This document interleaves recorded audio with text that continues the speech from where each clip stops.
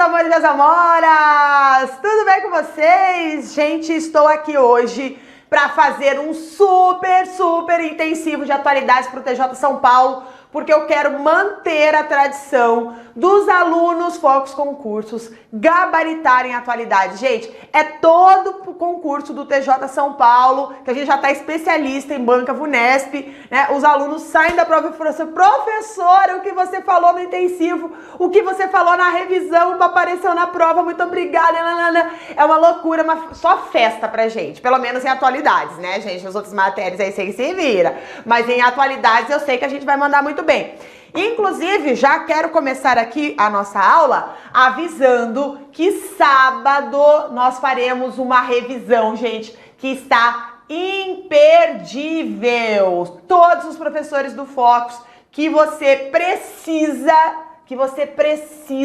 dar aquela revisada, a gente vai estar aqui para te ajudar no dia que antecede a sua prova. Então vem aqui, fica com a gente. Gente, eu quero passar aqui para você, né, dar um oi para todo mundo, um oi geral, porque como a gente tem muitas atualidades, né, eu vou dar um oi geral para todo mundo que tá aqui, tá todo mundo feliz, todo mundo pleno, e vou convidar você para nos seguir lá nas nossas redes sociais, porque é muito legal ter os nossos alunos pertinho da gente, né? Então você pode entrar no meu Instagram e você deve entrar no Instagram do Focus Concursos. Pra você ver tudo que a gente publica lá, sempre tem recado, sempre tem alguma dica, alguma coisa que pode te ajudar. Às vezes aquela dica de, né, assim, de meio olho, assim, né, no celular, às vezes pode fazer você conseguir uma questão, né? Então, por que não seguir? Beleza?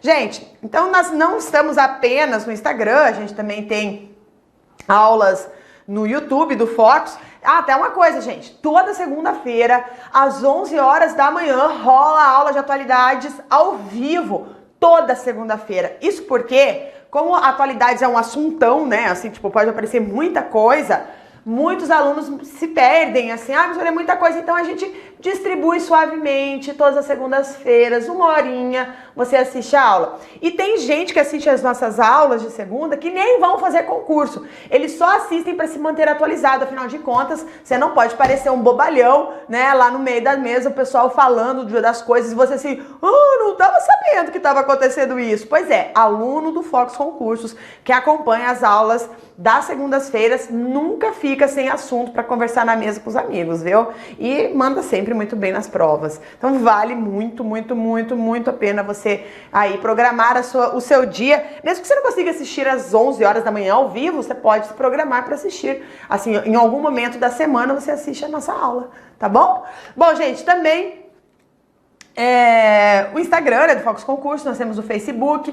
Algumas das nossas aulas vão para o Spotify, tá? Para o Spotify, que aí você baixa gratuitamente e você acessa as aulas do Focus gratuitamente também, tá? Então você faz o download lá da aula quando você está online, e quando você estiver lá na academia offline, não quiser consumir os seus dados para estudar, você pode ouvir o podcast.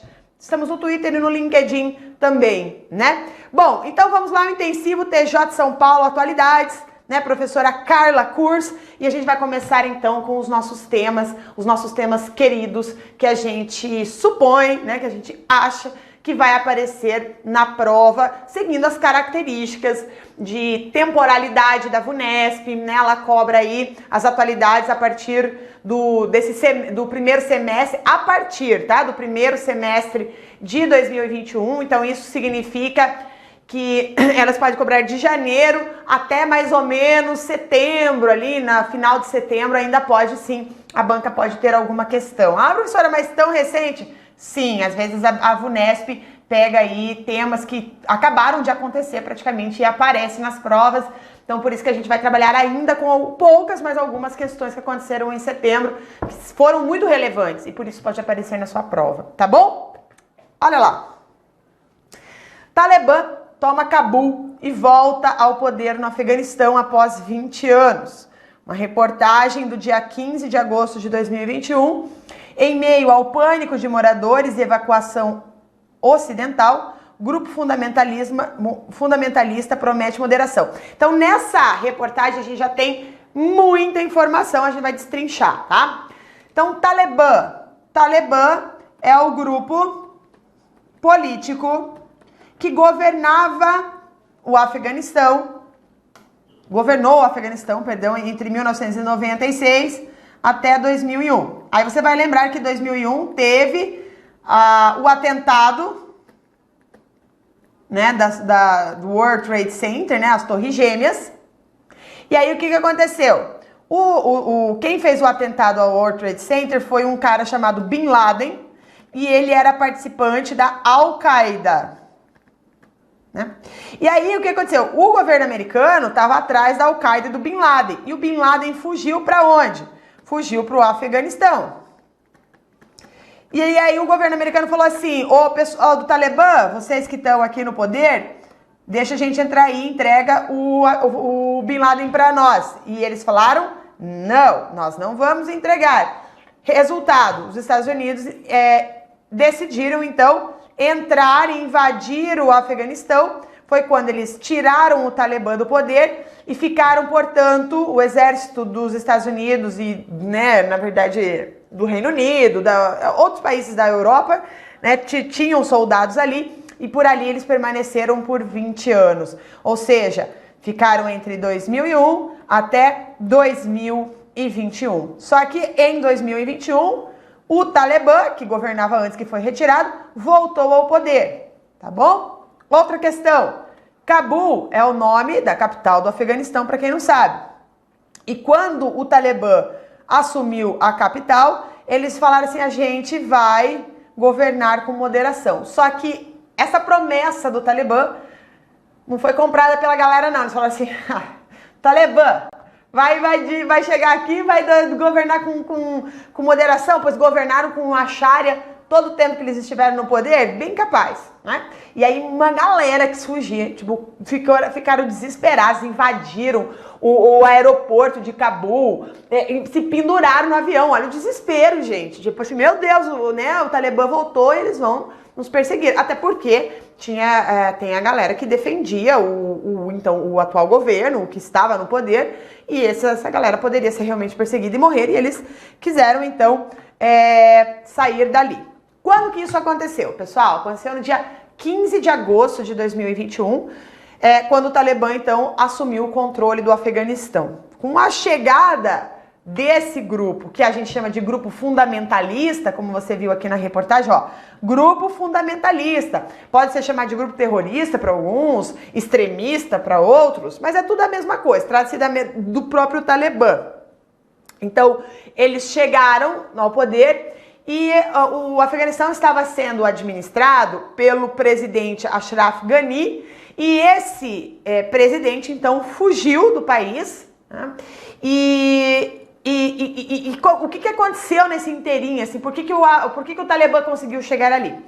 Na verdade, os Estados Unidos começaram a retirar as tropas. O Trump, lá em 2019, 2020, ele já estava negociando com o Talibã essa saída, tá, das tropas. Aí quando o Biden assumiu, que é o presidente agora dos Estados Unidos, ele falou: não, nós vamos tirar as tropas, mas não até maio, porque estava previsto que essa retirada acontecesse até maio.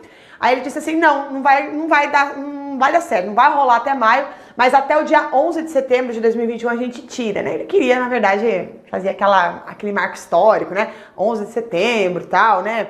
Aquela questão dos 20 anos, certeza. Só que o fato é que as tropas começaram a sair, eles não tiraram tudo de uma vez. Então, desde maio, as tropas já estavam saindo, antes até, né? As tropas já estavam saindo do território afegão. E aí chegou em agosto, já tinha pouca gente ali. Resultado, o Talibã cresceu e já no dia 15 de agosto, antes mesmo dos Estados Unidos completar a retirada das tropas, eles já conseguiram chegar em Cabul, tá? Então, foram 20 anos, gente, de presença militar dos Estados Unidos e dos seus aliados europeus ali, é bastante tempo, né? Vamos lá. Quem não conhece bem a geografia, né, tá aqui. O Afeganistão, que fica na Ásia, tá bom? Então ele fica aqui do lado do Irã. Nós temos aqui o Paquistão, Índia, China, né? Que tá aqui na fronteira, Cazaquistão, Uzbequistão, Turcomenistão. Então essa região aí, a região onde estavam as tropas dos Estados Unidos e os seus aliados. Esse grupo fundamentalista, gente, ele é bem organizado, tá? Tem uma estrutura de governo já e tudo mais. Tanto que o Talibã surgiu, o nascimento do Talibã surgiu na década de 90, que era fruto de um processo de ocupação soviética dentro do Afeganistão. Então, aquela tentativa, eles nasceram na tentativa de retirar os soviéticos do território deles. A origem do Talibã também está relacionado aos seminários religiosos, justamente que pregam uma forma fundamentalista islâmica sunita, e por conta disso é que ninguém acreditou, ou poucas pessoas acreditaram que o Talibã voltaria ao poder de forma moderada, porque isso não é a marca deles. Eles passaram toda a sua formação, tem toda a sua formação baseada numa prática fundamentalista, na Sharia. Então não tem como eles serem moderados, né? Isso ninguém vai cair nessa história, né? Então o governo do Talibã também estabeleceu uma aliança com a Al-Qaeda, isso é importante você lembrar para a sua prova, né? Fizeram ali grupos de treinamento, guerrilheiros, enfim, deu refúgio para os terroristas, né? E o grande nome dessa situação é o Bin Laden, que eu falei para você, né? Que ordenou aquele atentado terrorista contra as Torres Gêmeas, também o Pentágono, né? E aí o Talibã, como eu falei, se recusou a entregar o Bin Laden, que eles acreditavam que ele estava ali na região, tá? Então, a atualidade o Talibã reassumiu o Afeganistão. A segunda notícia que está relacionada a isso, que eu quero aprofundar aqui, é essa retirada americana do Afeganistão. Apesar de eu já ter falado bastante para você, a gente precisa entender um pouco a discussão disso aqui que a VUNESP pode fazer a questão. Então, olha só, Estados Unidos conclui retirada das tropas do Afeganistão após 20 anos de ocupação. Americanos e aliados corriam contra o tempo para concluir a retirada após a retomada do poder do Talibã. Lembra, ó, isso aqui é 30/8, lembrando que no dia 15/8 que o Talibã assumiu o território, né, afegão. Então, pela primeira vez desde 2001, não há tropas americanas no país. Então, os americanos, como você viu, invadiram o Afeganistão em 2001, então 20 anos, e permaneceram no país nesse tempo. Uma situação que eu quero frisar aqui para você, que esses 20 anos que as tropas americanas estiveram no Afeganistão correspondem ao conflito armado mais longo da história dos Estados Unidos. Por meses, tá? Esse conflito se tornou maior do que a própria Guerra do Vietnã, que também foi um conflito que se arrastou aí por quase 20 anos, tá? Então, ao longo desses 20 anos, os americanos conseguiram, sim, debilitar militarmente o Talibã, só que eles não conseguiram extinguir o Talibã. O Talibã sempre existiu, né? E além disso, eles encontram... uma questão. Faz 10 anos, agora em 2021, faz 10 anos que eles encontraram e mataram Bin Laden, né? Que foi tipo uma resposta simbólica ao que ele fez ao World Trade Center, nos Estados Unidos e tudo mais, tá? Lembrando que tanto o Bush, que era presidente durante o período do World Trade Center, do atentado, o Barack Obama, teve 2 governos ele, e o Trump, foram 3 governos que tiveram que lidar com todos os debates, as críticas das tropas americanas presentes no Afeganistão, tá? Só que o movimento de retirada das tropas efetivamente ganhou corpo, ganhou força no governo Trump, quando ele decidiu incluir o Talibã como interlocutor legítimo desse movimento. Porque os governos anteriores entendiam o seguinte: a gente não pode negociar com um grupo terrorista, né? Mas o Trump achou que ok, e ele começou a fazer essa negociação com o Talibã. Até uma outra coisa interessante, porque agora que o Talibã voltou, a China, que é a sua vizinha, diz que vai negociar com o Talibã, o que mostra que as relações internacionais aí terão aí mudanças nos próximos meses, tá bom? Que mais? Essa questão, gente, como eu falei para você, a medida que as tropas estrangeiras, né, ou seja, os Estados Unidos e os aliados, foram deixando o Afeganistão, o Talibã foi avançando sobre as cidades pequenas, né? Foi saindo, eles foram avançando, foi saindo, eles foram avançando, até chegar nas capitais das províncias. Daí, com isso, eles ampliaram o controle do território e até chegar à capital, até chegar a Cabul. Então, são dois assuntos aí que certamente estarão presentes na sua prova. Ou a retirada, ou os 20 anos do atentado do World Trade Center, ou o Talibã em si, vai estar presente na sua prova, porque foi muito importante, de grande magnitude, e é muito característico da VUNESP. A VUNESP gosta muito de cobrar assuntos geopolíticos na sua prova de redação, na sua prova de atualidades, tá? Então, fica bem ligado que isso vai aparecer. Trouxe aqui para você também uma outra discussão, agora no Brasil, que é a privatização dos Correios, tá? E a gente começa aqui então com a reportagem do dia 6/7, ó. Governo decide vender 100% dos Correios, projeto pode ser votado na Câmara na semana que vem, estatal será vendido para um único comprador em leilão previsto para março, no caso de 2022, claro, né? A Anatel se tornará agência de comunicações para regular também os serviços postais. Então vamos explicar isso aqui. Isso foi anunciado em julho, né? Em agosto, a Câmara dos Deputados aprovou, né? Aí a questão da privatização dos Correios. Isso chegou até o Senado em outubro, mas agora essa parte do Senado não aparece na sua prova, então a gente não vai discutir sobre isso, tá? Não precisa se preocupar. Mas, quando em agosto a Câmara dos Deputados aceitou a privatização dos Correios, que já estava prevista, que já estava sendo discutida ao longo de 2021, então não se preocupe, né? Porque, mas foge do meu edital. Não, durante todos os meses a gente conversou sobre isso, né? O governo estava prevendo essa privatização, inclusive essa privatização é uma vitória para a equipe econômica do governo Bolsonaro, mas tem várias críticas da oposição, tá? Tem muitas críticas. E já foi analisado pelo Senado nesse momento que a gente está conversando aqui, mas não vai cair nessa prova, então a gente não vai entrar nessa questão. Então, com a venda dos Correios, o que você precisa saber? Esse novo operador da empresa vai operar os serviços postais por meio de um contrato de concessão regulado pela Anatel, a Agência Nacional de Telecomunicações, né? E terá que manter a universalização dos serviços. Atenção! Tem que, mesmo privatizado, tem que manter a universalização dos serviços. Ou seja, sabe aquelas áreas remotas que tem, sei lá, 2.000 habitantes? Então, vai ter que ter correio mesmo assim, tá? Atualmente os Correios, gente, atuam em todo o Brasil com 11.555 agências, são 1.088 centros de distribuição e quase 100 mil funcionários. Então, apesar de ter acumulado prejuízos entre 2013 e 2016... essa estatal, ao contrário do que você pode ter lido aí, né, registra resultados positivos nos balanços anuais desde 2017. E em 2020, gente, os Correios rasgaram de ganhar dinheiro, porque todo mundo estava em casa comprando tudo online. Então, assim, a demanda dos Correios cresceu demais. Ele lucrou muito em 2020 e em 2021. Tá? Então, aí é uma informação relevante.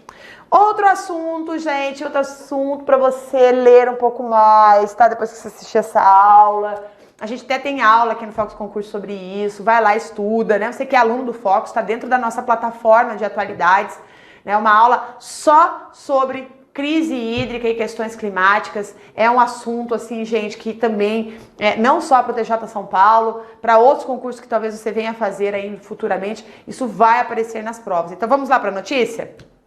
14/5 de 2021. Menor nível de chuvas em 91 anos obriga governo a preparar plano para evitar falta de energia. Olha a loucura, né? Então, assim, falta de chuva, falta de água. Falta de chuva, falta de energia, porque nós temos as hidrelétricas que fazem energia aqui no Brasil, que a gente é dependente delas, a gente vai até conversar sobre isso, né? Então, o grupo que envolve representantes dos 3 ministérios, IBAMA e Agência Nacional das Águas, fez a primeira reunião, né? E isso se estendeu de maio, junho, julho, agosto, setembro, agora em outubro, né? Também falando sobre isso, ou seja, a crise hídrica não passou. Então, olha lá, o governo federal reconheceu que o Brasil passa atualmente por uma crise hídrica, ou seja, que está faltando água para o abastecimento da população. Especificamente, nas cidades onde se concentra o maior número de habitantes, como é o caso de São Paulo. Então você aí que está fazendo TJ São Paulo, você sabe que a cidade de São Paulo, mas o estado todo de São Paulo, na verdade está sofrendo muito com escassez hídrica, e não é a primeira vez, né? Na verdade, nos últimos anos, São Paulo tem vivido aí vários momentos de atenção com relação à água por conta do baixo reservatório, né, do baixo nível dos seus reservatórios de água. Então, atenção, porque essa é uma questão quentíssima para você. Tá? E isso agora, essa crise ficou agravada, né, em maio, junho, julho, agosto, porque esse é o período em que chove menos no Brasil. É o período de estiagem.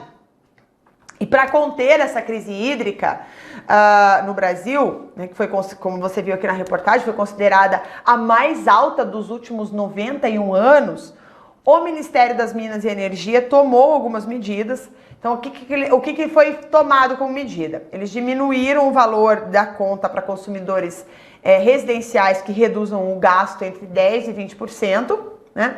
E além disso, foi criada uma bandeira de escassez hídrica, que você já deve ter ouvido falar que a luz agora, a luz não, a água agora, a luz, né? Perdão, a luz está em bandeira vermelha. O que significa isso? Que a luz está mais cara, né? E eles colocaram isso no patamar 2. Tá? Então, o que vem a ser a crise hídrica? A crise hídrica é quando falta água para o abastecimento humano, né? Então, é comum, né? Relacionar o baixo volume dos reservatórios à ausência de chuvas, mas outros fatores também têm grande impacto. Então, atenção aqui, se a VUNESP colocar dentro das alternativas, né, se ele pode colocar exceto que, muito provavelmente nesse caso, né, quais são as causas da escassez hídrica? A falta de chuva todo mundo vai responder, mas será que todo mundo sabe quais são as outras questões que levam à escassez hídrica? O aluno Fox Concurso sabe. Tá? Que é o uso excessivo de água na agropecuária, a má gestão dos recursos hídricos, falta de planejamento por parte dos governos, queimadas e incêndios, desmatamento, fenômenos climáticos. Então, tudo isso acaba potencializando a crise hídrica do Brasil. Além disso, consequências da crise hídrica do Brasil em 2021, tá? Apagões em alguns locais devido à alta demanda do consumo elétrico, o encarecimento da energia elétrica e, consequentemente, o aumento dos preços. Então, agora você consegue entender por que você está indo para o mercado e não está dando dinheiro, gente. Que loucura é essa? Eu compro as mesmas coisas que eu comprava antes, estou gastando quase o dobro. O que está acontecendo? É o resultado da crise, é uma combinação de fatores, não é só isso. Então a gente tem alta nos combustíveis, a gente tem alta na energia, a gente tem alta no dólar, a gente tem tudo, né? Tudo que você imagina pode estar acontecendo, está acontecendo aqui no Brasil em termos econômicos negativos, no caso, né? O dólar a quase R$6, que loucura, gente! Que isso, meu Deus do céu! Então, assim, né, nós temos o encarecimento dos preços das coisas aqui no Brasil, isso gera inflação, tá? Aumento dos custos nos setores da agricultura, de indústrias e serviços e a demora na solução da crise, né? Mesmo com as chuvas de verão, o problema não deve ser solucionado. Então, assim, mesmo agora que a gente vai entrar no verão, daqui a pouquinho, né, já chega o verão, o verão, mesmo que é um período de chuvas aqui no Brasil, isso não significa que a gente vai passar da crise. Aparentemente, nós ainda vamos viver aí muito tempo nessa crise hídrica e, consequentemente, no nosso outro assunto, que é a crise energética, tá? Olha lá. Brasil está próximo de enfrentar um apagão ainda em 2021. Blackout deve ocorrer se o crescimento econômico for alto, se não houver redução no nível atual das chuvas, né? 13 de julho, até maio de 2021, o índice de chuva estava em 63%, apenas 1,5 ponto percentual acima do limite para haver um apagão no país. Gente, olha só. Em 2020, havia uma previsão de que o nosso PIB seria terrível. Só que no segundo trimestre de 2021, o Brasil teve um PIB além daquele esperado, ou seja, foi um PIB positivo por conta do agronegócio, tá? Por conta do agronegócio. Então, o que acontece? Quando aumenta o PIB, as pessoas começam a consumir mais, o Brasil volta, ativa a economia. Lógico, assim, que a gente não pode ter tanta felicidade nisso, porque, assim, PIB do agronegócio não representa emprego. né? Porque emprego é no setor terciário da economia que gera. A gente ainda né, nós estamos ainda com 14 milhões de desempregados no Brasil. Então, assim, o nosso índice de desemprego está altíssimo. Mas mesmo assim, né, o Brasil ganhou mais dólares, recebeu mais dinheiro por conta desse aumento do PIB. E aí retoma a produção, só que daí a produção não pode ser retomada, porque não tem energia. Que loucura, tá cara a energia. Né? Então, em 2021, o que você tem que saber? Nós estamos à beira de uma nova crise energética. Por que eu tô falando isso? Porque em 2001, o Brasil teve um apagão, né? E assim, muitas reportagens falaram, o Brasil pode ter um apagão tipo de 2001. Né?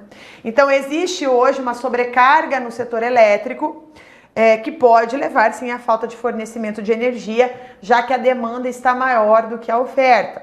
Então, diferentemente de muitos outros países que diversificaram mais a sua produção de energia elétrica, fazendo eólicas, né, usinas eólicas, solar, maremotriz e tudo mais, aqui no Brasil a gente concentrou muito a nossa produção energética baseada em hidrelétricas, né? Porque a gente tem muitos rios caudalosos, de planalto, volume de água, assim, né? Tipo, propício para fazer usinas hidrelétricas. E a gente se utilizou disso, né? Só exemplo de Itaipu, Belo Monte, né, Tucuruí, entre várias outras. Né? Então, o que acontece? O fato dessas usinas hidrelétricas dependerem da vazão de água, e agora a nossa vazão de água está reduzida, consequentemente fica difícil de produzir energia se a gente não tem matéria-prima, que é a própria água, né? Então é por isso que a escassez prolongada de água leva a um risco de produção de energia no território brasileiro. Então faltam recursos hídricos, mas o consumo de energia elétrica na vida contemporânea, ela é cada vez mais essencial, ela é constante. Nesse momento, eu e você, né, a gente tá aqui, ó, oi gente, né, a gente tá aqui no tete a tete, né, você tá me assistindo, e eu, né, por conta de energia que o seu computador, seu celular, enfim, tem, eu consigo falar com você por conta de uma câmera que também tá ligada, internet, meu computador, que eu preparei essa aula toda, então a gente precisa de energia, né? A gente precisa de energia constantemente. E isso faz com que gere, então, tanta preocupação, essa falta de energia no Brasil, falta de água. Outra questão que pode estar presente na sua prova é questões relacionadas à pandemia e ao coronavírus. Não dá para falar tudo aqui, infelizmente, tá? São muitas as questões que podem ser cobradas relacionando a pandemia e o coronavírus na vida da população, na economia, na estrutura das cidades, nas escolas, no trabalho. Tanta coisa, gente. O professor de atualidade fica doido, gente, quando fala assim, meu Deus do céu. Né? Mas assim, a pandemia da Covid-19, sem dúvidas, é a principal atualidade de 2021, sem dúvida nenhuma. Então, por isso, as chances dela aparecer, né, dela ser abordada na prova do TJ São Paulo são enormes, né? E a gente vai trabalhar com algumas coisas que podem aparecer. Por exemplo, a questão das vacinas, tá? Então, a Agência Brasil, que é a agência do governo, explica as vacinas contra a Covid-19 usadas no Brasil. Os especialistas garantem que todos os imunizantes são eficazes. Reportagem aqui do dia 19/7/2021. Então, 6 meses depois da primeira dose da vacina contra a Covid-19. Lembrando que a primeira dose da vacina da Covid-19 foi aplicada em São Paulo, tá? Usando a vacina Coronavac, numa enfermeira chamada Mônica Calazans. Então, foi uma mulher, enfermeira, negra, obesa, diabética e hipertensa, tá? Ou seja, está dentro de todo o grupo necessário para ser a primeira, né, a ser vacinada. Ela recebeu a primeira dose de vacina contra a Covid-19 no Brasil. Foi uma foto histórica, né? Eu tô falando foto porque eu tô aqui lembrando da foto que eles tiraram, né? Colocando bastante evidência, o Butantan, o governo de São Paulo, aquela coisa toda, tá? E cuidado para não confundir na sua prova. A VUNESP já fez uma prova recentemente perguntando como é o nome da vacina 100% nacional. E o nome da vacina 100% nacional é Butanvac, tá? Butanvac, que está sendo produzida ainda, a gente não está aplicando. A que a gente aplica é a Coronavac, que é um consórcio que eles chamam do laboratório Sinovac chinês mais o Instituto Butantan, tá? Então cuidado aí para você não, né? Então agora é Coronavac. Eles estão estudando uma vacina 100% brasileira, que é a Butanvac, para você não errar. Mas enfim, 6 meses depois da primeira dose, enfim, 17 de janeiro, os benefícios de vacinação no combate à pandemia são claros em hospitais do SUS e pela primeira vez em dezembro de 2020, nenhum estado brasileiro está com mais de 90% dos leitos em unidade de terapia intensiva ocupados. E aí é só você lembrar, gente. Lembra de março e abril de 2021, que loucura que foi? Tipo assim, meu Deus, variante Delta, e vai ter que fechar o Brasil de novo, e um monte de gente morrendo, gente, sem várias cidades. Quase todo o Brasil, na verdade, para ser bem mais certa, quase todo o Brasil estava com 100% dos leitos de UTI ocupados em março e abril, gente. Março, lembrando, foi o mês de retorno às aulas. Olha lá. Então, assim, loucura aqui no Brasil essa questão, né? Mas desde então, conforme a vacinação foi avançando, foi reduzindo o número de leitos ocupados por Covid-19. Tá? Então a proteção conferida, e outra, lembrando que é justamente nesses meses que faltou oxigênio lá na Amazônia, né, no estado do Amazonas, corrigindo aqui, no estado do Amazonas, que a gente recebeu o oxigênio da Venezuela, e por conta dessa falta de oxigênio no Amazonas, foi instituído a CPI da Covid, né, que você deve estar assistindo aí, já deve ter acompanhado, enfim. Né, então é bom você saber, inclusive, né, que a CPI da Covid-19, um dos fatores que levou a fazer essa CPI foi a falta de oxigênio, porque eles estão querendo analisar se faltou responsabilidade, eles usam um outro termo, mas assim, estão querendo ver quem foram os culpados, né, dessa questão de se atrasou a compra da vacina, como que foi feita a gestão dos recursos para combate à Covid-19 nesse caminho. Tá? Então, a proteção conferida pelas vacinas já tinha sido observada no percentual de idosos, né, com relação à total internação e tal. A época aqui, ó, no mês de no mês de julho, a Covid já tinha matado mais de 500 mil pessoas no Brasil. E aqui eu trouxe para você as nossas quatro vacinas. Desconsidere o número de doses aplicadas, enfim, porque essa aqui é uma reportagem de julho, como você viu lá da Agência Brasil. O que você tem que lembrar? Quais são, tá? Oxford e AstraZeneca, 2 doses, a tecnologia é vetor viral. Aí a Coronavac também são 2 doses, a tecnologia é o vírus inativado.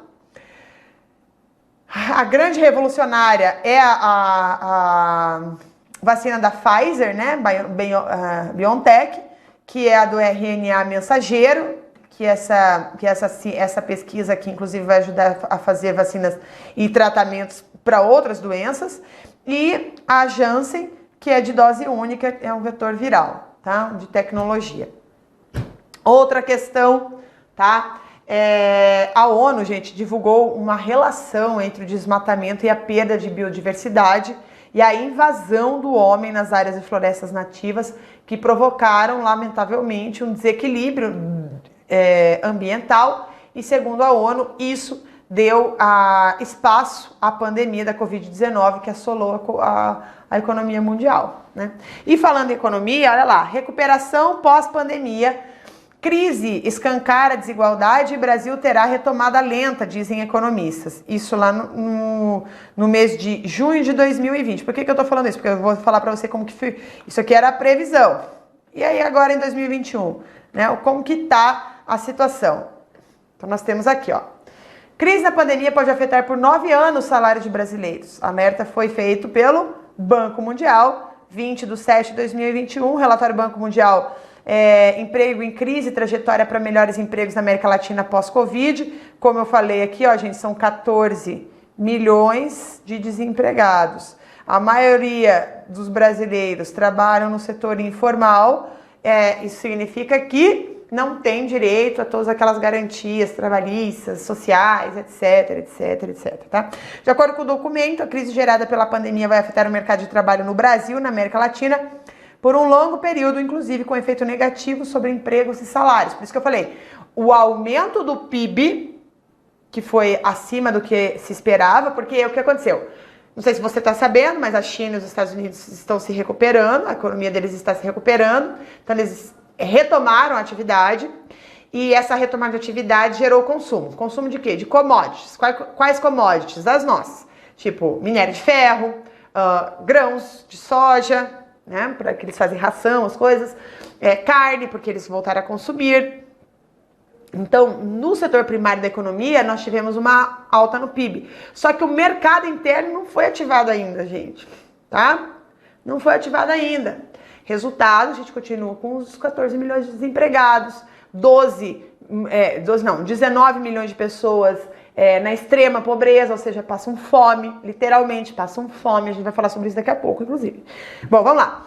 Então, essa crise econômica gerada pela Covid-19 resultou, então, inclusive, ressaltou, né, a importância de renovar os instrumentos de proteção social, né, a fim de proteger a renda contra aqueles choques canalizados por meio do mercado de trabalho no Brasil e no mundo. Então, inclusive, esse relatório aqui do Banco Mundial afirma que o seguro-desemprego acaba tendo um papel limitado na proteção social dos trabalhadores, porque aqueles que são mais afetados pelas crises econômicas, como a causada pela pandemia, por exemplo, são os trabalhadores informais, são os trabalhadores autônomos, né, que são inelegíveis para receber o benefício. Então, o problema é maior. Outro assunto. Queimadas na Europa, gente. Olha lá. Incêndios florestais se espalham pelo mundo e atingem novas regiões. Florestas que raramente queimavam têm registrado grandes incêndios. Para especialistas, as mudanças climáticas tornam queimadas mais frequentes e intensas. Então, olha só, gente. A gente teve cenas de incêndio na Europa em julho, em agosto, né? Especialmente nas áreas de florestas que acaba impressionando, obviamente, o mundo, né? Então, países como Itália, Turquia, Grécia, Espanha, Bulgária foram atingidos por queimadas. Esses incêndios foram consequência, tá, de um calor exorbitante na região sul. Teve alguns lugares que marcaram 45 graus, 55 graus. Tem noção? Aqui no Brasil, gente, eu lembro quando eu fazia doutorado no Rio, que quando eu olhava assim os termômetros 40 graus Celsius, eu falava assim, Jesus! E isso que tem um ventinho gostoso, aquela coisa toda, né? Você imagina, eu já achava calor demais, você imagina que são 50 graus Celsius, gente, 45 graus Celsius.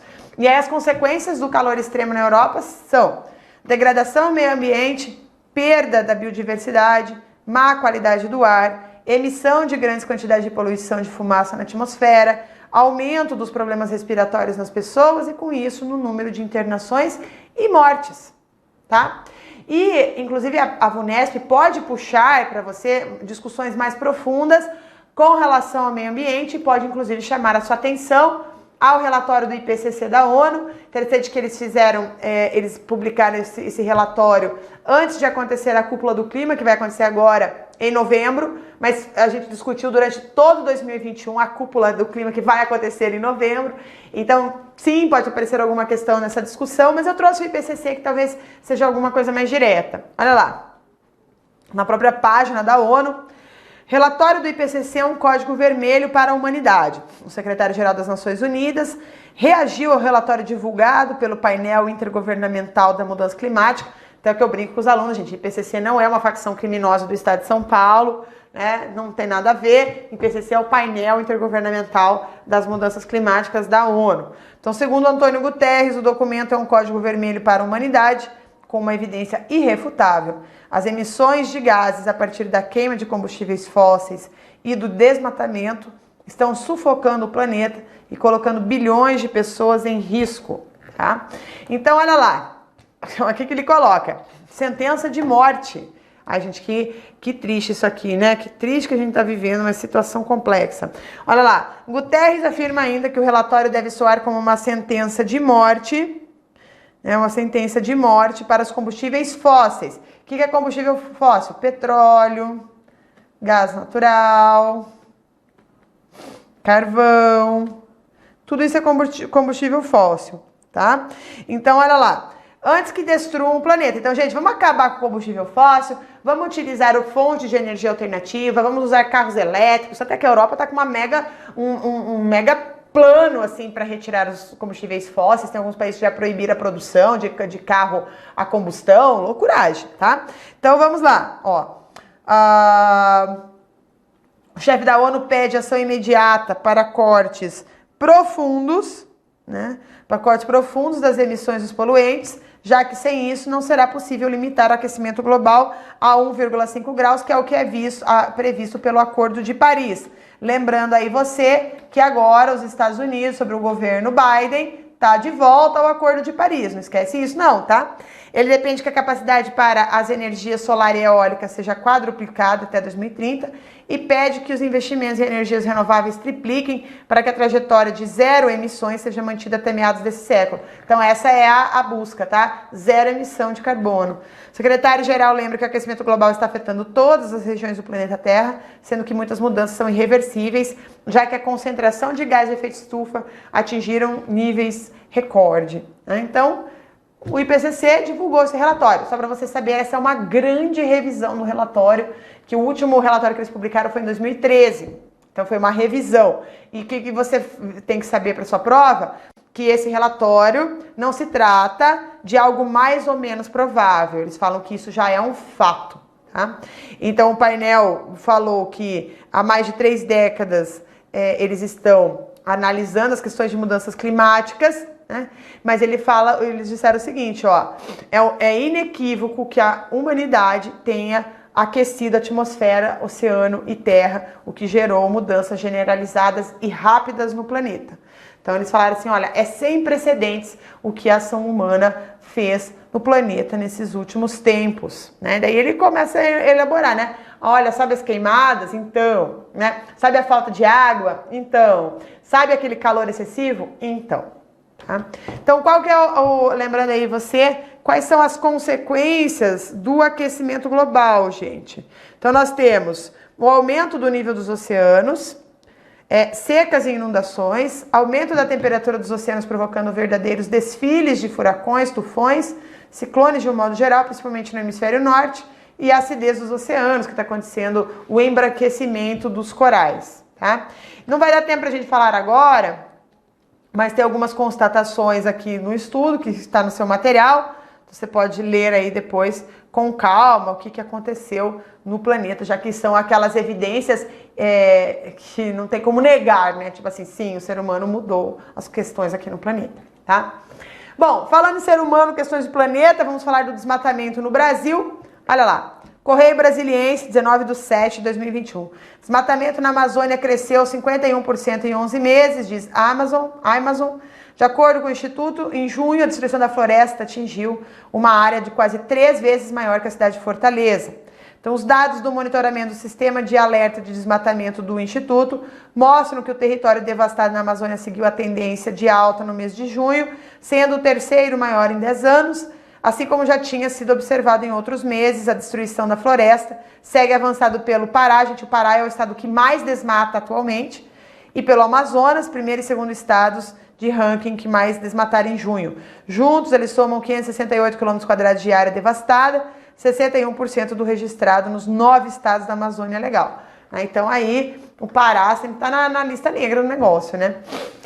E a Amazon classifica o desmatamento como um processo da realização do que eles chamam de corte raso, né, que é a remoção completa da floresta, né, da vegetação florestal.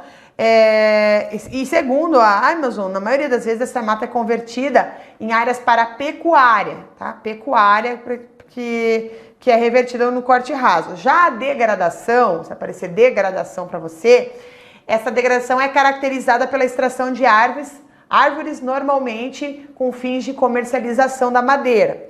Outros exemplos de degradação são os incêndios florestais, que podem ser causados pelas queimadas controladas em áreas privadas para fazer aquela limpeza do pasto, por exemplo, mas que acabam atingindo a floresta, né, de proteção se ela for alastrada, tá bom? E aí a prova também pode chamar, porque isso acaba afetando bastante, gente, a bacia do Paraná, que é a principal bacia aí da região sudeste e sul, né? Então, a bacia do Paraná, que inclusive atinge São Paulo. Então, olha lá, que está dentro da bacia do Paraná. Entenda porque a redução dos rios voadores da Amazônia aumenta o desafio de evitar o apagão, lá em junho de 2021. Ó.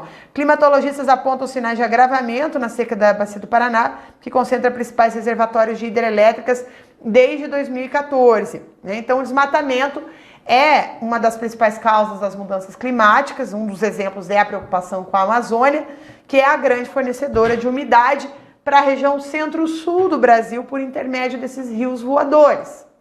Então, os rios voadores, eles se formam na Amazônia, mas eles desaguam aqui na região sul, né, centro-sul. Só um pouquinho.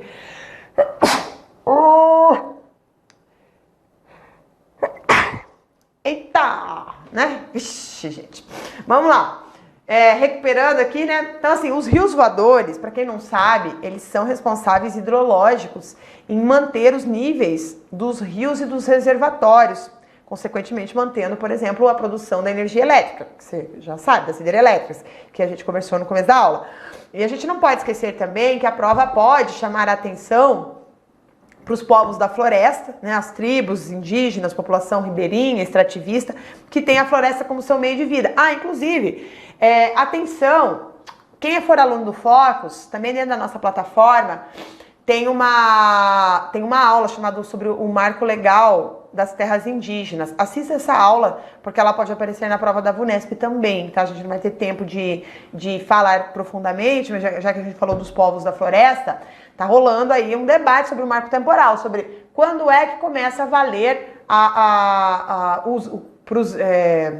questão do uso da terra para os indígenas, né? Porque você sabe que a Constituição de 88 determinou muitas questões com relação à população indígena, mas tá rolando um debate mais profundo com relação a isso, que é chamado de marco temporal. Então dá uma lida aí. Quem não é aluno da plataforma, dá uma lida. Na internet tem aí também aí uns artigos e tal. Vale a pena você dar uma lida sobre isso, tá bom? Gente, fome no Brasil. Fome no Brasil.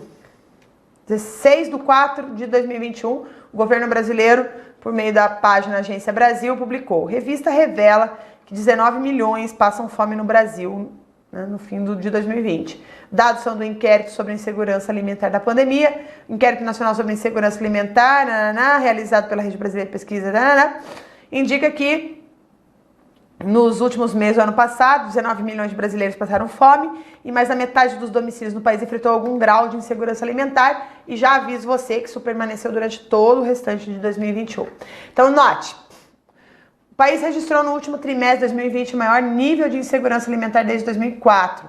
Auxílio emergencial ajudou a evitar o quadro pior, mas não foi o suficiente, até porque ele foi cortado no dia 31 de dezembro e o governo demorou para fazer um novo projeto, um novo pagamento, né, de assistência aí, né, para substituir ou para continuar o auxílio emergencial. E foi por conta disso que nós registramos um maior nível de insegurança alimentar desde 2004, né? E são 19 milhões de brasileiros que enfrentaram a fome nesse último trimestre. Continua esse valor, né, por conta das questões econômicas do Brasil. Já falei para você, né, 14 milhões de habitantes, 14 milhões de pessoas desempregadas e tudo mais, tá? Então, pelo menos, gente, a gente pode falar aí que desde 2014, né, até agora, a gente tem a soma das desigualdades da sociedade brasileira que resulta nisso. Quais desigualdades? Tipo, o crescimento do desemprego, os cortes dos programas sociais para combater a fome no Brasil foi cortado, muitos foram cortados integralmente, outros parcialmente, e isso acabou ajudando com que a fome aumentasse no Brasil. Outra questão, vamos falar das novas páginas no conflito de Israel e Palestina. Você vai falar assim, mas professora, Israel e Palestina, eles brigam lá desde o período Abraão, lá com Ismael, com Isaac, com, sei lá, Sara. Então, isso não é atualidade, gente, porque sempre tem alguma coisa nova lá acontecendo, né? Então, olha só o que o El País publicou. 15 de maio. O que está acontecendo entre Palestina e Israel? Os principais elementos para entender o conflito. A atual escalada entre exército israelense e Hamas na faixa de Gaza atinge um nível de violência nunca visto desde 2014, tá? E o fato é que em maio de 2021, essa rivalidade histórica entre israelenses e palestinos foi acentuada por uma série de conflitos na faixa de Gaza. Esse território, para quem não sabe, pertence à Palestina. E o território que compreende ali a faixa de Gaza, a Cisjordânia e a Sagrada Cidade de Jerusalém é marcada por conflitos históricos e parece que intermináveis, né? Então, além da disputa religiosa entre judeus e muçulmanos, essa região, você tem que lembrar que ela tem uma importância econômica, política, militar para as grandes potências, como é o caso dos Estados Unidos e da Rússia. E lá em Jerusalém tem um bairro, gente, chamado Sheikh Jarrah, tá? Sheikh Jarrah, que é o nome. Palestinos enfrentam ameaça de despejo. Esse aqui é o motivo agora, tá? Essa ameaça de despejo do Sheikh Jarrah, áreas com casas alvo de ação de despejo, propriedades reivindicadas pelos colonos israelenses, e aí a coisa pegou, né? Porque o que acontece? Existe uma divisão de Jerusalém em duas partes, que não é reconhecida por Israel, que fala que Israel diz que toda a cidade de Jerusalém é deles. Né? Inclusive existem leis israelenses que permitem o confisco de propriedades dos palestinos e é por meio dessas leis que acontecem essas ações de despejo. Então eles têm, por exemplo, uma lei chamada Lei da Propriedade Ausente, que permite que Israel confisque a propriedade dos palestinos que abandonaram, que fugiram às suas casas durante a guerra. Também eles têm uma lei chamada Lei de Assuntos Jurídicos e Administrativos, que permite que os judeus que moravam na Jerusalém Oriental, antes da divisão de 1948, porque Jerusalém Oriental pertence aos palestinos, tá? Segundo aquela partilha que a ONU fez em 48. Então, antes da divisão de 48, eles falam que eles podem reivindicar as suas propriedades. Só que o detalhe é que o inverso não acontece, tá? Ou seja, os palestinos que moravam na Jerusalém Ocidental antes de 1948 não podem reivindicar as suas propriedades. E, gente, todo esse conflito aqui acabou gerando até uma mudança política em Israel, porque nós temos o fim da era Netanyahu em Israel, aquele cara que governou, gente, olha só, meu Deus, 12 anos o poder, tá, Israel. Então Israel enterra a era de Netanyahu com um novo governo de ampla coalizão, 13 de junho, ó, o ultranacionalista Naftali Bennett, olha lá, tá? Assumirá o cargo de primeiro-ministro com uma maioria muito apertada e um programa mínimo acordado por 8 partidos. Então Israel fechou nesse domingo a mudança do ciclo depois de 12 anos de mandatos consecutivos do conservador Benjamin Netanyahu, de 71 anos, como primeiro-ministro, tá? O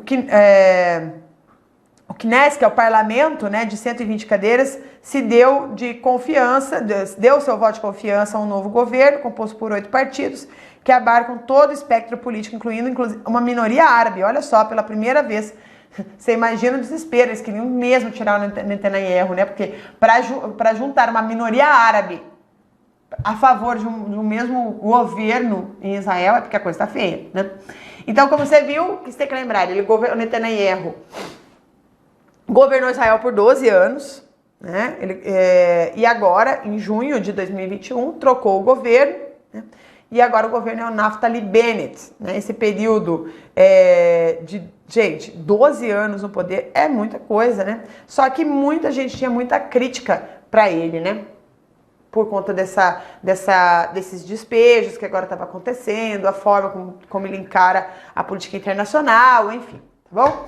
Gente, outra questão que é bem cara, tá? Bem característico de VUNESP, que pode aparecer na sua prova, é a Olimpíada de Tóquio, que na verdade ela aconteceu em 2021, mas o nome dela é 2020, tá? Olimpíada de Tóquio de 2020. BBC News publicou dia 23 de julho, a Olimpíada de Tóquio 2021, competição começa em meio ao medo e revolta dos japoneses, tá? Então, antes de tudo, tá? Pergunto para você, gente, tem tema mais atual que envolve aspectos econômicos, políticos, culturais e sociais que a Olimpíada? Eu desconheço, pelo menos por enquanto não, tá? Para esse ano 2021, não. Então, toda a Olimpíada, gente, é sempre um momento marcante, é um momento histórico. Portanto, é sim um conteúdo que pode aparecer na sua prova do TJ São Paulo. E lembrando você que desde a criação dos Jogos Olímpicos, né, eles passaram a ser realizados a cada 4 anos. Né?